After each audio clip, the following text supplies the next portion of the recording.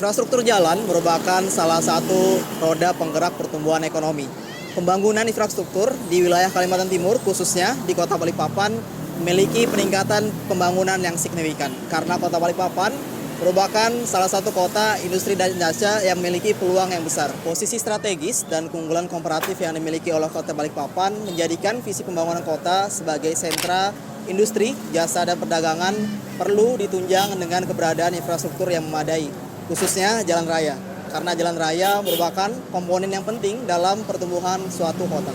Jalan Soekarno-Hatta termasuk jalan provinsi yang berhubungan langsung antara Kota Samarinda dan Kota Balikpapan. Jalan Soekarno-Hatta dengan tata guna lahan campuran, yakni pertokoan, bengkel, kios, rumah makan, serta perumahan. Secara fisik, Jalan Soekarno-Hatta cenderung memiliki struktur yang berkelok-kelok dengan pemukiman yang cukup padat. Jalan ini diklasifikasikan sebagai jalan arteri primer dengan panjang poros sekitar 121 km. Menurut data Dinas Perhubungan dalam penelitian terdahulu menyatakan bahwa Jalan Soekarno-Hatta pada kilometer 0 sampai dengan 13 selama tahun 2015 sampai 2017 tercatat 12 orang meninggal dunia, 21 orang mengalami luka berat, 41 mengalami luka ringan, dan di tahun 2018 tercatat 34 kasus kecelakaan lalu lintas. Mari kita ambil contoh pada kasus kecelakaan terbesar di 21 Januari tahun 2022. Kecelakaan maut terparah ini terjadi di turunan Simpang Rapak, Balikpapan. Menurut sumber tribunnews.com, kecelakaan maut ini memakan 36 korban dengan 6 orang diantaranya meninggal dunia. Berdasarkan hasil investigasi KNKT, penyebab kecelakaan ini adalah kegagalan pengemudi dalam mengantisipasi jalan turunan panjang. Selain itu, pada ruas Jalan Soekarno-Hatta kilometer 3 ini yang memiliki kelebaran kurang dari 11 meter, yang mana hal ini di luar standar untuk jenis jalan arteri primer. Nah, apabila dihubungkan dengan mobilitas yang ada pada Jalan Soekarno-Hatta ini, yang mana Soekarno-Hatta ini dilintasi dari berbagai jenis kendaraan, mulai dari kendaraan proyek, sipil, hingga industri, yang mana menjadi salah satu faktor untuk terjadinya kecelakaan di Jalan Soekarno-Hatta. Oke, sekarang kita sedang berada di kilometer 4,5 yang merupakan persimpangan antara Jalan Soekarno-Hatta dengan Jalan MT Haryono Balikpapan. Nah, dari kondisi jalan yang berkelok dan menanjak ini menyebabkan ruas jalan ini sering terjadi kecelakaan, terutama pada kendaraan yang bermuatan besar. Dari satu kasus contoh nyata dan 2 tempat yang telah kami sebutkan tadi, bisa diketahui bahwa sudah 3 tempat yang kami ketahui di Jalan Soekarno-Hatta ini memiliki potensi untuk terjadinya kecelakaan. Lalu, bagaimana dengan kondisi ruas Jalan Soekarno-Hatta Balikpapan yang lain? Apakah sudah sesuai dengan standar yang berlaku?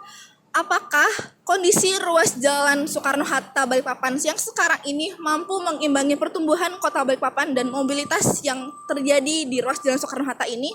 Hai, kami Meraki Suta dari Institut Teknologi Kalimantan dengan saya Aura Andini dengan NIM 1222187 sebagai ketua tim.